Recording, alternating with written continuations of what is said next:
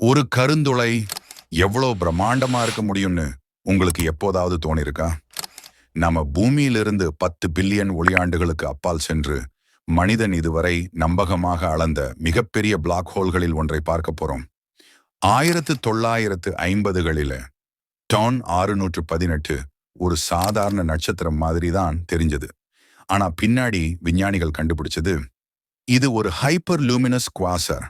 இந்த குவாசரை இயக்குற பிளாக் ஹோலின் எடை 40 முதல் 66 பில்லியன் சூரியன் எடைக்கு சமம். TON 618 event horizon. ஒரு தடவை உள்ள போனா ஒளி கூட திரும்ப முடியாத எல்லை. இந்த கருந்துளை நம்ம சூரியனுக்கு பதிலாக வச்சோம்னா புதன், வெள்ளி, பூமி, செவ்வாய், வியாழன், சனி, நெப்டியூனை தாண்டியும் அது பரவி இருக்கும். இது ஒரு கருந்துளை மட்டுமில்ல, ஒரு முழு சூரிய குடும்பத்தை ஒரே முறை விழுங்கக்கூடிய பிரம்மாண்டமான ராட்சசம். இவ்வளவு தூரத்துல இருக்கிற ஒரு கருந்துளையின் எடையை விஞ்ஞானிகள் எப்படி கண்டுபிடிச்சாங்க? கருந்துளை விழுங்குற கேஸ் அண்ட் டஸ்ட் அசுர வேகத்தில் சுழன்று அதிகமாக சூடாகி அதிர்வெண் ஒளியை வெளியிடும். அதுதான் குவைசர் லைட்.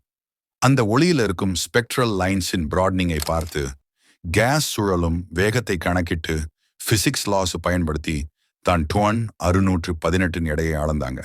ஒரு உண்மை தெரியுமா? டான் 618 பிரபஞ்சத்தில் மிகப்பெரியது அப்படின்னு உறுதியாக சொல்ல முடியாது.